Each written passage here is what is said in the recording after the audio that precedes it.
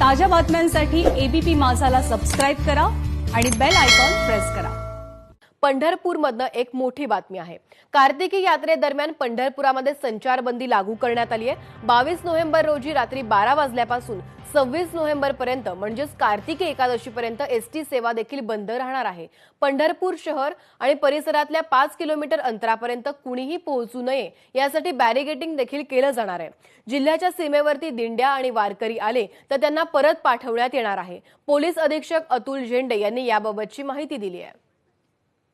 कार्तिकी एकादशीला राज्यातून कोणत्याही दिंड्या पंढरपूरमध्ये येणार नाही याबाबतचे सरकारचे आदेश या ठिकाणी आलेले आहेत। त्याच्यामुळे कोणत्याही प्रतिकात्मक स्वरूपामध्ये कोणत्याही दिंडीला किंवा कोणत्याही वारकऱ्यांना पंढरपूरमध्ये प्रवेश मिळू शकणार नाही। संचारबंदीच्या बाबतीमध्ये आपलं 24 तारखेला रात्री 24 वाजेपासून ते 26 तारखेला रात्री 24 वाजेपर्यंत अशी 48 तासाच्या संचारबंदीचा आमचा प्रस्ताव माननीय कलेक्टर सरांकडे आम्ही प्रस्ताव सादर केलेला आहे।